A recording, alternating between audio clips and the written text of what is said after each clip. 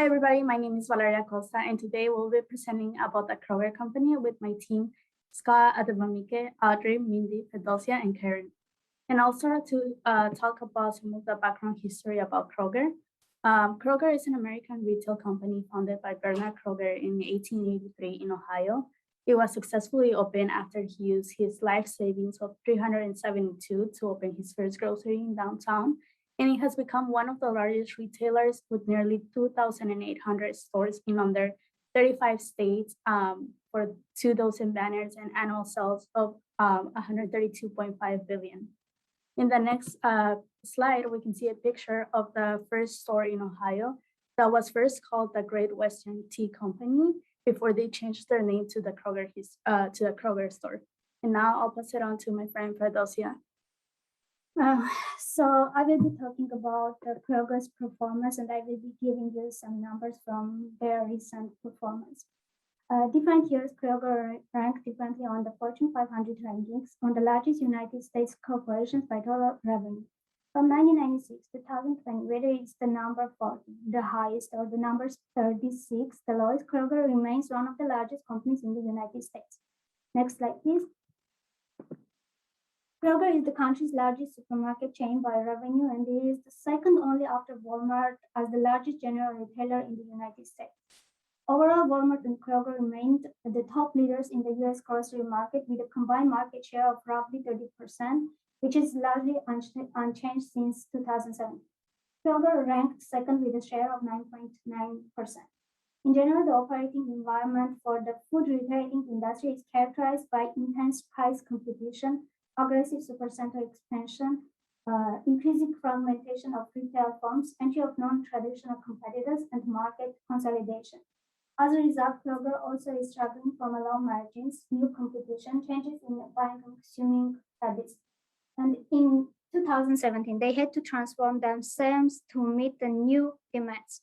Restock Kroger was the company's 3-year transformational plan launched in 2017 as a response to new challenges and the need to adapt to oncoming omnichannel world. This plan was actually successful in lowering the costs and freeing resources to invest in associate technology and pricing. The Kroger improved its market share in fiscal 2020 with double-digit identical sales gains and triple-digit e-commerce sales growth in the fourth quarter and full year. During the fiscal 2020, Kroger sales increased by 8.4%. That growth was 14.2% excluding fuel sales and disposition. Kroger could grow its digital sales by 118%, which was team's ability to pivot quickly and effectively in the first stage of the pandemic to meet the customer's demand for safe, low-touch, and touchless shopping modalities. However, we can say the most part of the growth was due to pandemic, and most of the major players in the industry had the same increase in revenues. Next slide, please. At the current stage of pandemic, some level of recess in industry was expected. Comparing the results to competitors, the Kroger's total revenue increase was below the Kroger's competitors' average revenue growth, with net margin 1.48%. Company reported lower profitability than its competitors. The Kroger net income in third quarter of the 2021 decreased faster than the decline experienced by the competitors. Overall, Kroger understands that it is important to adapt and transform according to new business challenges. While their plans haven't been perfect, they have made significant progress. And now I'll pass to Scott to do his analysis. All right, so to better understand how Kroger reached the level that it is today as the second largest retailer in the world, we take a look at their early operation strategies. So this first includes the fact that they were the first major grocery store to implement its own bakery and butcher. And kind of what this did was really reduce costs and made it a lot more convenient for customers to get all their products at one place. And also, their product was a lot more fresh because other grocery stores, if they did sell bread or meats, it would be resold from the bread and meats that they bought from butchers and bakeries. Today, Kroger includes the same strategy with wine and cheese shops, Starbucks, in-store dining, pharmacies, and even sushi bars within the Kroger stores. Additionally, Kroger was one of the first to implement private label products.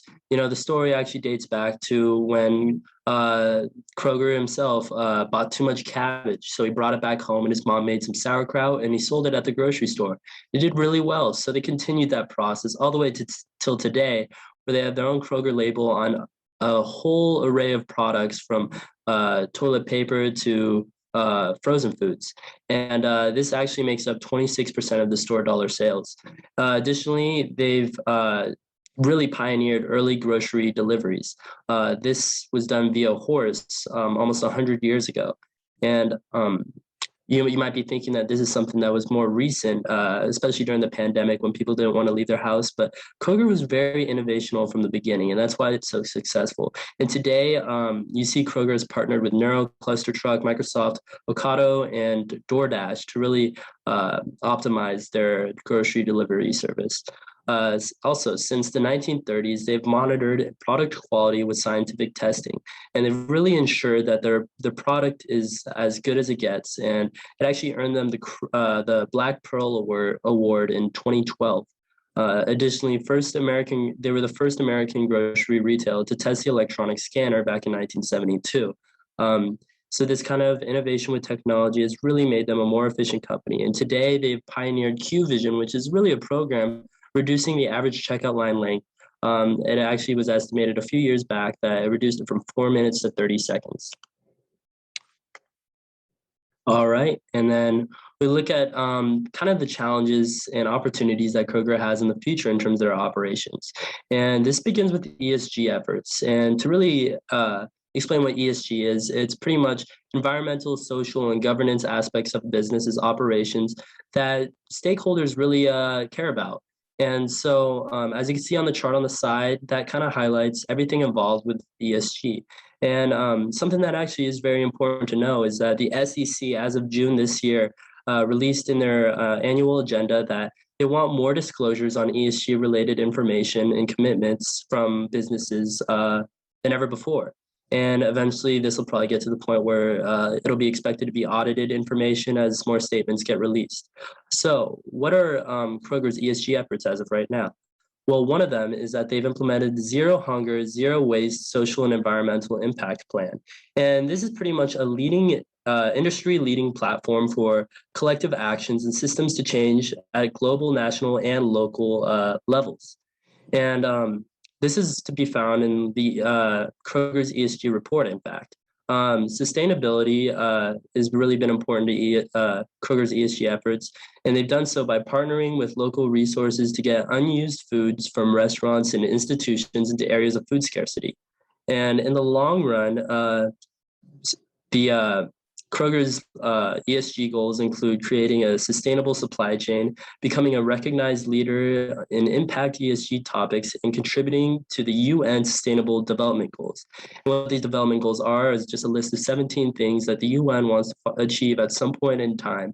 It includes eliminating poverty, hunger, and increasing just complete well-being and equality. So we'll hop to the next slide as we look at the viewpoints of the stakeholders. And this information here can be found on the Wall Street Journal page.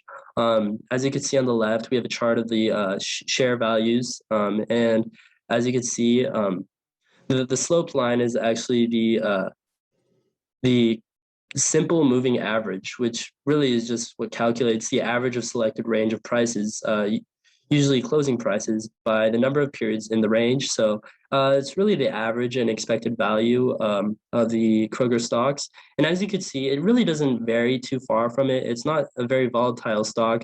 Only in the last couple months, you could see a little bit of a dip. But if you look on the right, the analysts really believe that the shares at Kroger are something that you should be holding, not too keen on selling or really buying, but something that is worth keeping. So we'll head to the next slide now. So I'm going to be talking about like the review of process and operations for Kroger. So they have four main competitive advantage.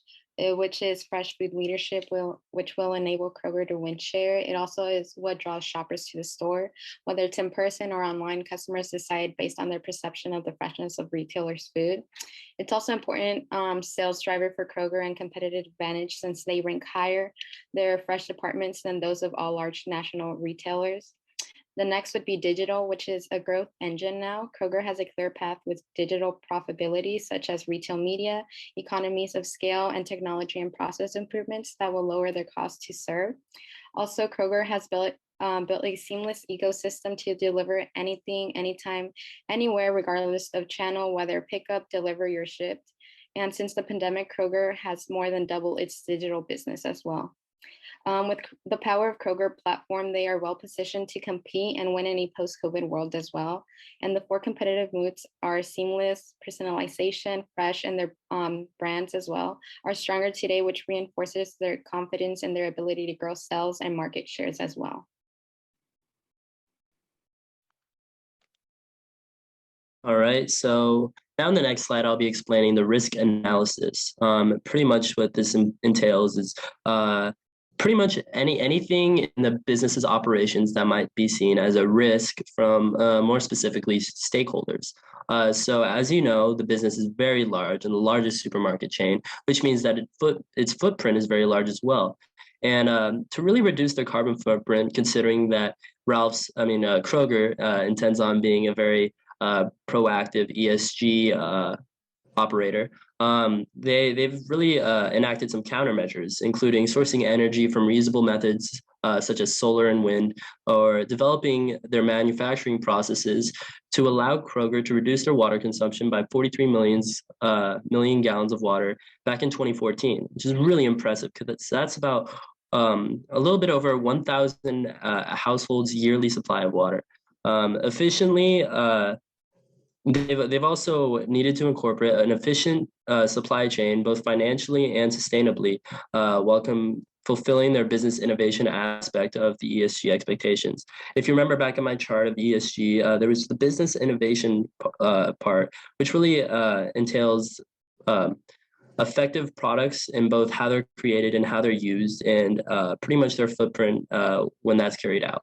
And so you see these 4 steps that they've taken to really make their supply chain efficient. The first is the supplier hub. And this is pretty much a technology solution that automates the vendor onboarding process. And in turn, this helps Kroger procure safe, ethically sourced products for their stores and facilities. Next is the social compliance program, which really is used to assess compliance with their vendor code of conduct. Kroger is committed to holding their suppliers accountable for protecting human rights in their supply chain. This includes preventing forced labor, child labor, human trafficking, and violations of rights among migrant workers. Next, we see the animal welfare audit requirements, and these pretty much require suppliers to provide evidence of annual third-party animal welfare audits that align with the relevant nationally recognized standards for each animal species. So it's really just how they treat their animals. And lastly, the regulatory compliance and quality assurance programs, which define the product and supplier requirements such as quality specifications, testing protocols, and reporting and label requirements to ensure safe, high-quality products for their consumers. So going back to one of the early operation strategies of Kroger, they really want to hone in on good quality products. All right, next slide. As for SWOT analysis, we have identified 3 strengths, 2 weaknesses, 1 opportunity, and 2 threats. So starting with strengths, Kroger derives a large portion of its success from product diversification. So they offer a wide variety of products and services, and this allows them to utilize its assets to increase output and achieve a higher sales volume. And this increases profit altogether. As Karen mentioned previously, they also experience economies of scale. And thirdly, they employ a very disciplined low-cost strategy, which allows them to offer prices lower than its competitors. And this builds customer loyalty and builds their market share. As for weaknesses, they have a pretty heavy debt in their balance sheet. So compared to its competitors, they have a relatively high debt to equity ratio, which Ademeke will further discuss in the next slide. They also have a lot of technological shortcomings, So there's a lot of pressure for Kroger to invest in tech that will help it keep up with the expansion of Prime Fresh by Amazon. But in the past, they have largely failed to partner or acquire retail connected technologies. As for opportunity, in 2019, Kroger announced its plans to partner with a sustainability and plastic innovator called Loop Industries. And this gives them the opportunity to further uh, commit to partnerships that will help them appeal to their environmentally cautious consumers. As for threats, they, like most businesses, they will face the supply chain crisis and inflation. And so this will decrease Kroger's profit margins as their more cost sensitive consumers will shift their buying habits to the internet and away from the more expensive gourmet foods. And next slide.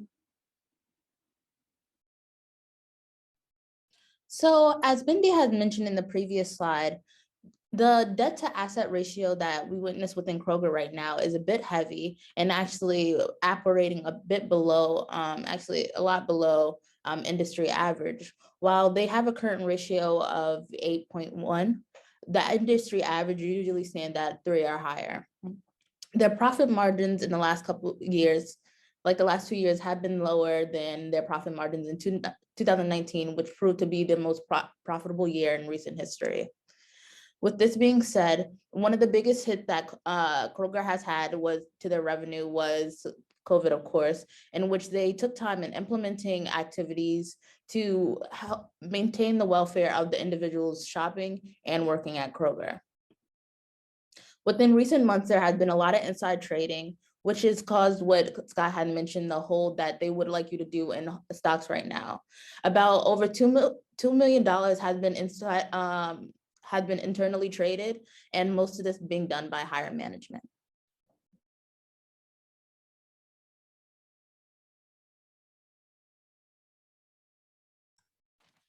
So the first recommendation that I have for Kroger is to continue to utilize online grocery shopping.